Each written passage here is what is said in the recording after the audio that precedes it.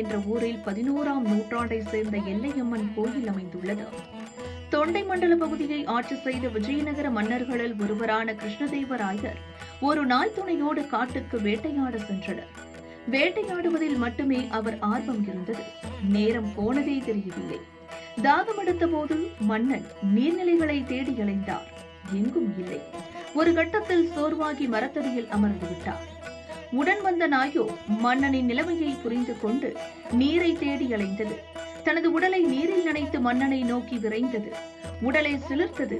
அதிலிருந்து தெரித்த நீர் மன்னன் முகத்தில் பட்டு கண் திறந்தார்.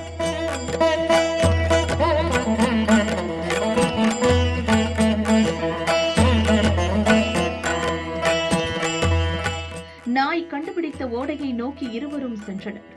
அதில் நீரை பருக முயன்ற போது அருகே எலுமிச்சை ஒன்று மிதந்து வந்தது. அடுத்தது ஊற்று நீர் போல் மேல் தென்பட்டது. ஒரு அம்மன் சிலை ஒன்று மேலிருந்து வந்தது. மன்னன் ஆச்சரியமடைந்தார்.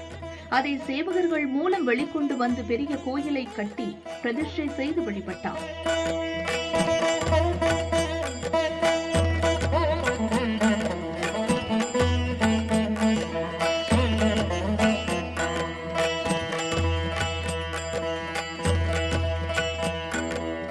அம்மன் சிலை காட்டு எல்லை பகுதி ஊற்று நீர் தடாகத்தில் கிடைத்ததால் அம்மனுக்கு ஊற்றுக்காடு எல்லையம்மன் என்ற பெயர் வந்தது. அந்த பெயர் மருவி ஊத்துக்காடு என்றானது.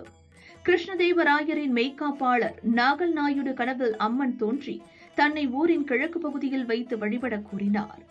அதன்படியே மாற்றப்பட்டது. பிரதிஷ்டை செய்த கொஞ்ச நேரத்திலேயே அம்மனின் உக்கிர பார்வையால் அந்த பகுதி பற்றி எரிந்தது. இதனால் ஊர் மக்கள் பயந்தனர். அதன் பிறகு அம்மனை நுழைவு வாயிலை பார்த்தபடி இல்லாமல் இடமாற்றி வைத்தனர். அதன் பிறகு பூஜைகள் செய்து சாந்த ரூபிணியாக பிரதிஷ்டை செய்தனர்.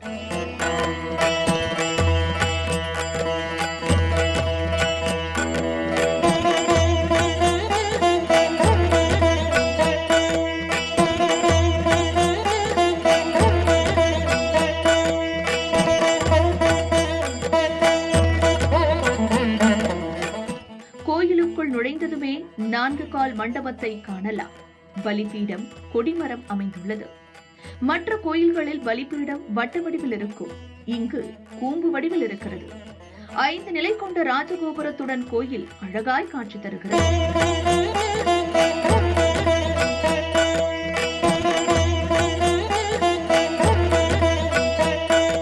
இந்த கோயிலில் சிவ ஆகம முறைப்படி ஒரு கால பூஜை நடக்கிறது.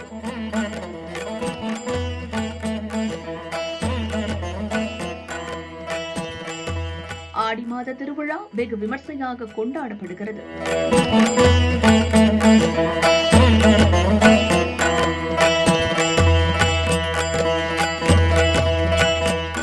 இதை விஜயநகர பேரரசு ஆட்சி காலத்திலிருந்து இந்த நிர்வாகம் நிர்மாணிக்கப்பட்டது.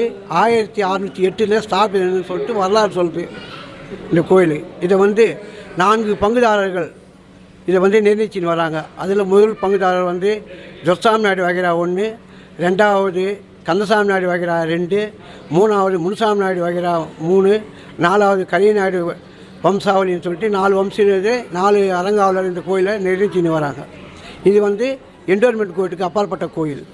அதாவது இந்த கோயிலில் சித்திரை மாதம் அம்மாள் அந்த வைரன் குளத்தில் பிறந்ததுனால, இந்த அம்மா மூலா நட்சத்திரத்தில் பிறந்ததால் இந்த அம்மாவுக்கு சித்திரை மாதம் மூலா நட்சத்திரத்தில் நாங்கள் கொடியேற்றி பிரம்ம உற்சவம் சிறப்பாக 10 நாட்கள் நாள் செய்வோம், நிறுத்தி வருகிறோம். 10வது நாள் கடைசி நாள் அன்று திருக்குளத்தில் தெப்பல் விடுகிறோம்.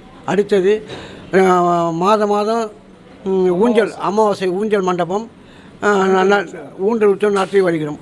அடுத்தது ஆடி மாதம் கூழ் ஊற்றல் திருவிழாவை செய்து வருகிறோம். மற்ற நாடுகளில் பக்தர்கள் கேட்கும் நாட்களில் நாங்கள் அம்மனை திருவிழா செய்து கொடுக்குறோம். அம்மன் ஆற்றில் புரிந்து வாக்களிப்பார். மற்றும் அமாவாசை அன்று 1000 பேர்களுக்கு அன்னதானம் திருக்கோயிலில் அளிக்கப்படுகிறது. தொடர்புக்கு 9443903272.